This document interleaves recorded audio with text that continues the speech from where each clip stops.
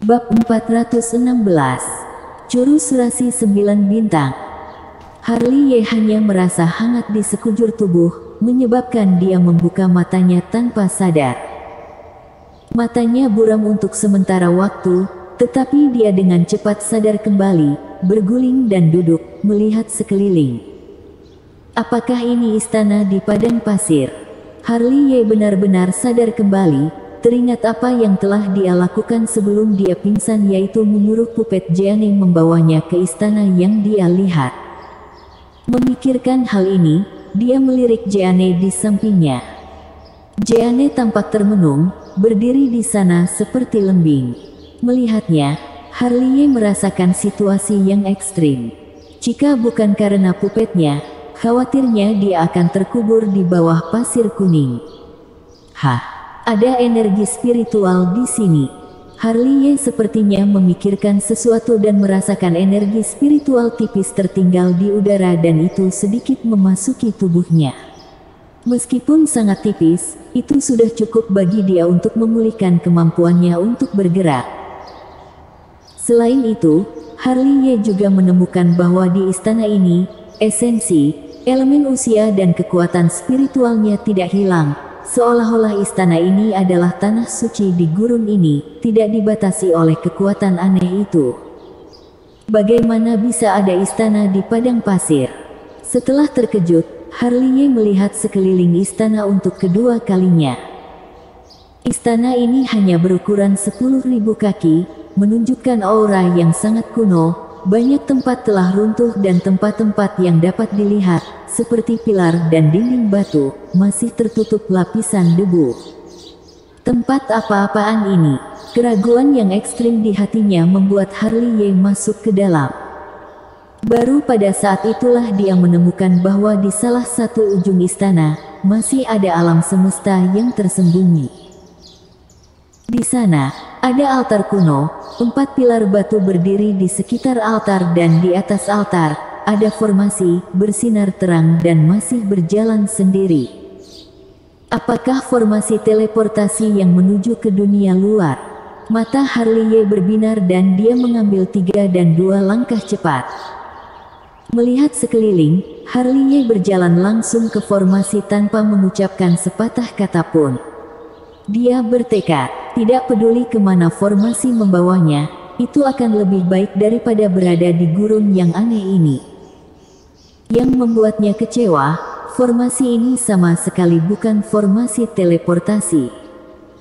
Harley Ye merasa sedikit menyesal, ketika dia akan pergi, dia menemukan sedikit cahaya bintang bersinar di tubuhnya, dan cahaya bintang itu benar-benar menyatu dengan tubuhnya dan disempurnakan menjadi kekuatan murni spiritual oleh api sejati. Segera, cahaya bintang yang menyilaukan jatuh dari atas kepalanya dan memercik ke tubuhnya, dan lebih banyak cahaya bintang bergabung ke tubuhnya. Tanpa sadar, Harley Ye tidak bisa menahan untuk mengangkat kepalanya, dan ketika dia melihat pemandangan di atas kepalanya, dia terpana di sana. Di atas langit luas berbintang, langit bertabur bintang, bersinar terang dengan cahaya bintang, dan di langit berbintang yang luas, bintang yang paling menyilaukan adalah 9 bintang, seperti 9 dewa pelindung, menjaga langit berbintang yang luas. Tiba-tiba, Harley Ye menundukkan kepalanya dan menggosok matanya. Dia melihat lagi, dan apa yang dia lihat memang adalah langit berbintang yang gemerlapan. Ini jelas siang hari. Bagaimana aku bisa melihat langit berbintang gemerlapan? Harley Ye sedikit terkejut. Namun, tepat ketika kata-katanya terdengar, 9 bintang di langit berbintang gemerlapan benar-benar jatuh satu demi satu, seolah-olah mereka datang langsung kepadanya melintasi langit dan akhirnya jatuh ke alisnya. Wow! Segera, Harley Ye memegang kepalanya dan berteriak kesakitan. Segera, dia pingsan di atas formasi. Meski pingsan, formasi itu tetap berputar. Dengan berputarnya formasi, bintang-bintang berjatuhan di atas bintang-bintang yang sangat luas, membuat tubuhnya seolah diselimuti lapisan kecemerlangan mantel. Di sini, ada keheningan lagi. Di sisi lain, tubuh kaku Jeanne bergetar, tapi dia segera mendapatkan kembali ketenangannya. Tidak tahu berapa lama waktu yang dibutuhkan Harley Ye untuk bangun dari pingsan. Meskipun masih ada sedikit rasa sakit yang tersisa di alisnya, ekspresinya juga ekstasi yang tak terkendali, karena 9 bintang jatuh berkumpul menjadi serangkaian Supreme Dao. Metode, Jurus Rasi 9 Bintang. Dalam samar, Harley Ye sudah sepenuhnya memahami Taoisme tertinggi ini. Metode rahasia ini adalah metode rahasia yang menyerap kekuatan bintang, dan kekuatan bintang juga dapat disempurnakan menjadi kekuatan spiritual yang murni. Tuhan benar-benar tidak menutup semua pintu. Harley Ye tersenyum senang. Alasan mengapa dia mengatakan bahwa Tuhan tidak menutup semua pintu karena dia menemukan cara untuk keluar lewat Taoisme tertinggi ini.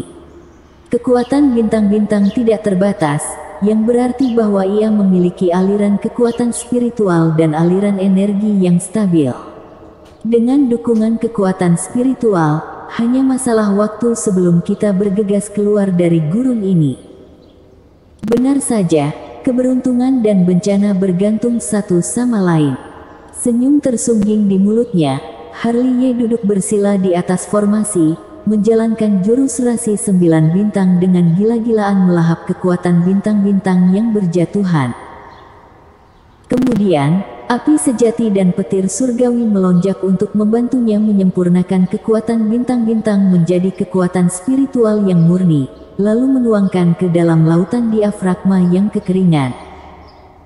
Dengan cara ini, setelah periode waktu yang tidak diketahui, lautan diafragmanya yang kering sekali lagi menyatu menjadi lautan kekuatan spiritual.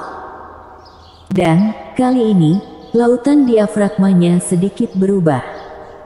Melihat ke dalam, kekuatan lautan spiritual di lautan diafragma bergelombang dan di atasnya, ada bintang-bintang berkelap-kelip.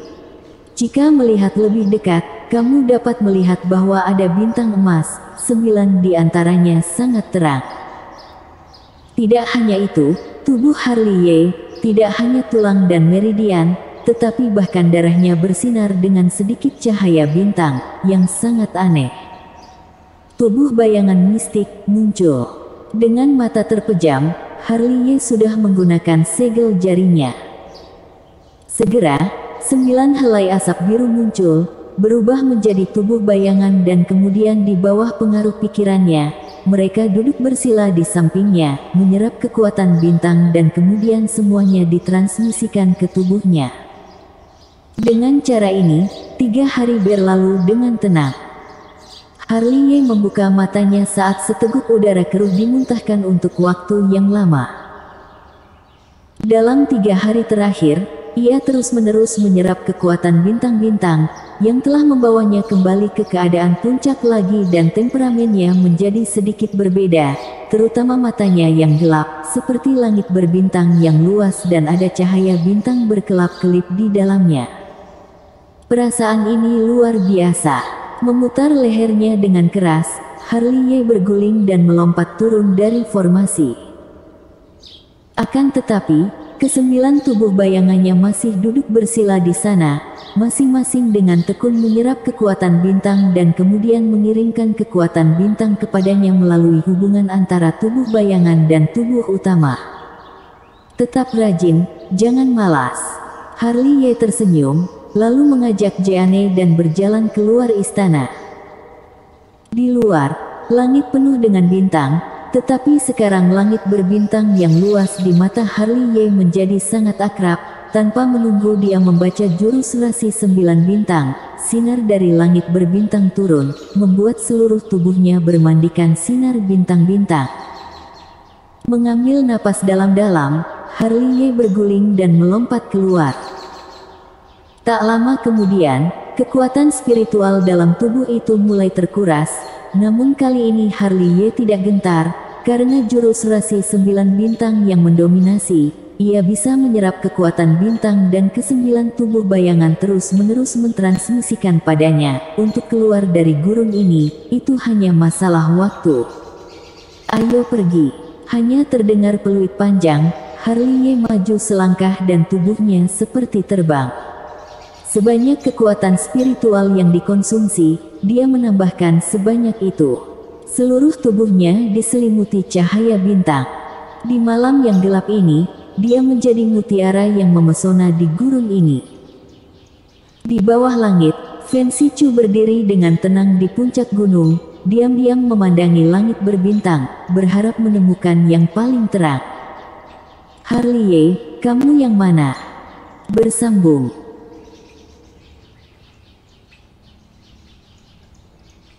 Bab 417. Kalian lanjutkan. Gurun tak berujung, pasir kuning beterbangan, tidak ada rumput yang hidup. Harley masih bergerak maju, tetapi langkahnya sedikit tidak stabil, pakaiannya compang camping, rambutnya acak-acakan, mulutnya penuh janggut dan ada ekspresi kelelahan di matanya. Hari demi hari, malam demi malam, dia tidak akan pernah membayangkan bahwa dia telah berada di gurun selama 3 bulan. Dalam 3 bulan terakhir, dia telah melakukan perjalanan hampir setiap hari dan meskipun dia memiliki aliran kekuatan bintang yang tak berujung, itu juga membuatnya merasakan kelelahan yang belum pernah terjadi sebelumnya. Namun, Tuhan tidak mematahkan semangat mereka yang berniat, karena dia sudah bisa melihat pegunungan dan hutan yang rimbun dari kejauhan. Sungguh mengharukan untuk bisa melihat pohon lagi. Harley hampir menangis, hanya karena formasi teleportasi gunung suram yang rusak membuatnya menyasar ke padang pasir dalam keadaan linglung dan hampir mati di dalamnya. Aku bersumpah bahwa ketika ada waktu, aku akan pergi ke gunung suram lagi untuk menendang formasi teleportasi menjadi berkeping-keping. Dia mengutuk dengan putus asa dan tidak bisa tidak mempercepat langkahnya. Bang, bang. Tepi gurun tidak tenang saat ini dan gunung-gunung dan hutan terbelah 2. Jelek. Mengikuti tanda berdarah seorang lelaki tua berbaju hitam, seorang wanita berbaju nila memuntahkan darah dan terbang keluar. Siapa kalian? Wanita berbaju nila berdiri dengan terhuyung-huyung dan menatap selusin pria berbaju hitam dengan ekspresi dingin. Dia terluka parah, terutama bekas pedang di bahunya. Saat ini, masih ada cahaya redup dan ada cahaya aneh yang melarutkan esensinya, sehingga lukanya tidak hanya tidak sembuh, tetapi juga melebar. Melihat wanita berbaju nila seperti ini, pria tua berbaju hitam yang memimpin pun tersenyum muram. Aku akan membiarkanmu mati dengan tidak penasaran.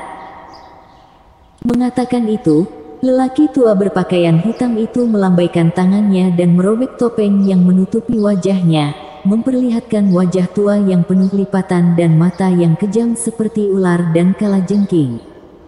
Kingston. Ketika melihat wajah asli lelaki tua berpakaian hitam itu, mata wanita berbaju nila tiba-tiba menyipit, seolah mengenali lelaki tua berpakaian hitam itu. Meskipun dia terkejut, dia tidak terlalu terkejut. Apakah istana Haus Darah tidak bisa menahan diri lagi sehingga menembak keluarga bangsawan sekte langit kami? Salahkan saja kalian yang terlalu cuek dengan kondisi saat ini. Lelaki tua berbaju hitam bernama Kingston itu hanya tersenyum tipis mendengar perkataan dingin wanita berbaju nila. Saat dia berbicara, cahaya darah berkumpul di telapak tangannya dan segel besar cahaya darah telah berubah. Wajah wanita berbaju nila sangat pucat, melihat Kingston hendak membunuhnya, dia pun mengumpulkan kekuatan spiritual secara paksa untuk berperang sampai mati. Namun, tepat saat mereka berdua akan mulai, sosok yang kondisinya mengenaskan berlari keluar dari pasir kuning. Wah-wah. Lalu, terdengar suara wow-wow, aku akhirnya keluar, akhirnya aku keluar. Kemunculan Harley membuat kedua belah pihak yang hendak bertarung langsung membeku di sana. Telapak tangan Kingston terangkat begitu saja di udara dan belasan tatapan tertuju pada tubuh Harley. Orang yang hidup, ini adalah orang yang hidup. Bukan hanya Kingston dan yang lainnya, Bahkan wanita berbaju nila pun menatap Harley Ye yang sedang menghempaskan pasir kuning di tubuhnya dengan tak percaya, matanya seperti melihat monster. Setelah memasuki daerah terlarang gurun, tidak ada yang pernah keluar, tetapi penampilan Harley Ye benar-benar menumbangkan legenda sejak zaman kuno. Mereka tidak pernah percaya bahwa masih ada orang yang hidup di daerah terlarang gurun. Di sini, Harley Ye, yang menepuk pasir kuning di tubuhnya, menemukan bahwa lebih dari selusin pasang mata menatap lurus ke arahnya dan dia bisa melihat dari tindakan semua orang bahwa ini adalah dua kelompok orang yang berkelahi. "Maaf, aku benar-benar minta maaf, kalian lanjutkan." Sambil menyeringai, Harley Ye buru-buru melangkah maju. "Berhenti." Ketika Harley Ye mengambil 3 atau 4 langkah, Kingston itu sadar dan berteriak keras. Tidak disangka, Harley Ye benar-benar berhenti, menatap Kingston dengan curiga. "Senior, apa perlu?" "Tentu saja ada perlu." Kingston langsung menghadang di depan Harley Ye dan bahkan wanita berbaju nila pun diabaikan di sana. Matanya yang tua seperti ular dan kalajengking menatap Harley Ye. "Bagaimana kamu bisa keluar dari padang pasir?" "Ceritanya panjang. Aku tidur dengan istriku di rumah beberapa hari yang lalu.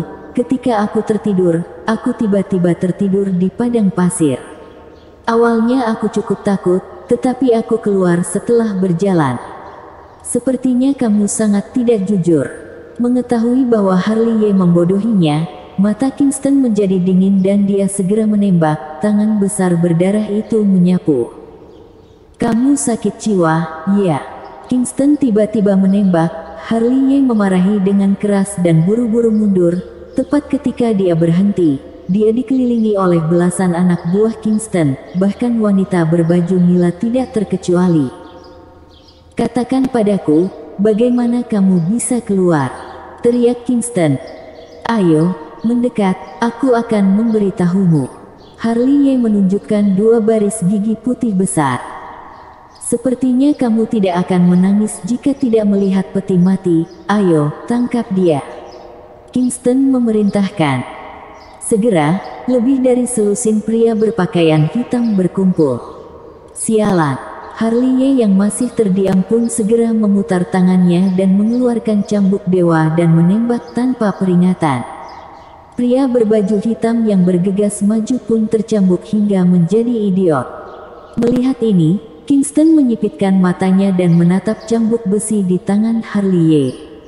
Dengan penglihatannya, dia secara alami dapat melihat bahwa itu adalah cambuk besi yang dirancang untuk memukul jiwa orang.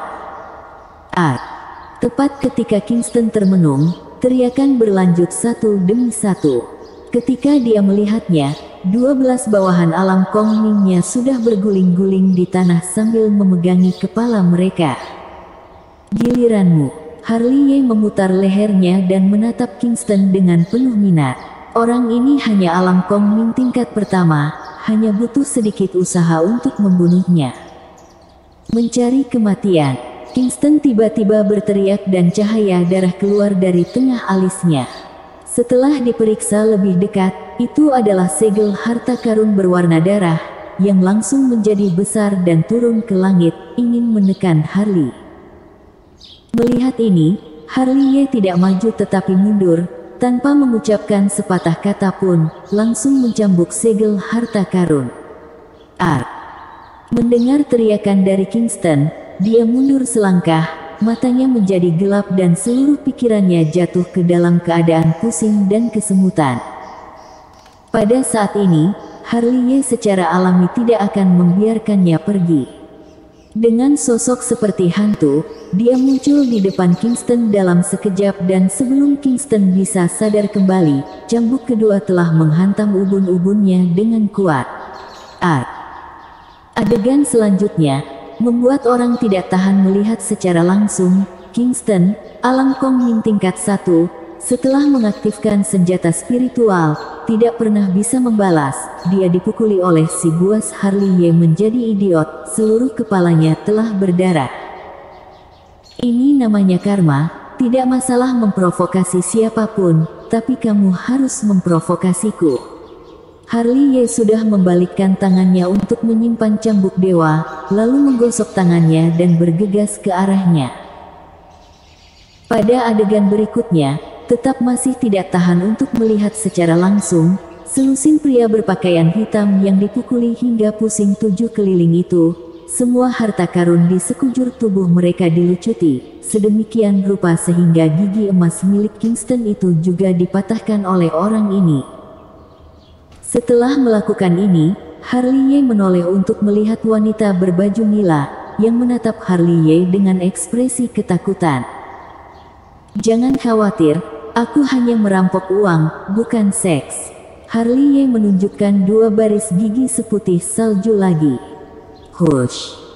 Mendengar hal itu, wanita berbaju nila menghela nafas lega, namun nafas inilah yang membuatnya pingsan. "Hai." Harley buru-buru melangkah maju dan menarik wanita berbaju nila yang hampir jatuh ke tanah. Setelah beberapa panggilan, wanita berbaju nila masih belum bangun. Dalam keputusasaan, Harley tidak punya pilihan selain mengendongnya di punggungnya, melihat ke satu arah dan berjalan pergi dengan pedangnya. Di malam hari, di dekat api unggun, Harley berjongkok di tanah dan sedang mempelajari peta besar. Paling penting adalah menentukan lokasinya saat ini. Adapun wanita berbaju nila, meskipun Harley telah menyembuhkan lukanya, dia masih dalam keadaan koma. Harley, yang sedang mempelajari peta, mengerutkan kening, merasakan aura melonjak ke segala arah dan aura itu tidak lemah. Suara mendesing. Tak lama kemudian, sesosok tubuh jatuh dari langit, ada 17 atau 18, mengelilingi Harley di tengah. "Serahkan nonaku." Begitu mendarat, seorang pria paruh baya kekar berteriak keras. Aura pria ini kasar dan kuat dan sekilas, dia bisa mengatakan bahwa dia adalah tipe kultivator yang kuat.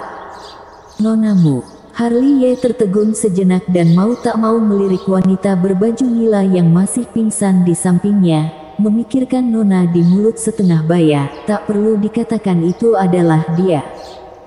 "Baguslah, aku tidak repot lagi." Harley menepuk pantatnya dan berdiri, mengiring wanita berbaju nila dengan kekuatan lembut. Namun, setelah wanita berbaju nila diberikan, Harley hendak pergi, tetapi dihentikan oleh belasan orang. Pria paruh baya yang memimpin berteriak keras, "Kamu menculik nonaku, apakah kamu masih ingin pergi?" Bersambung.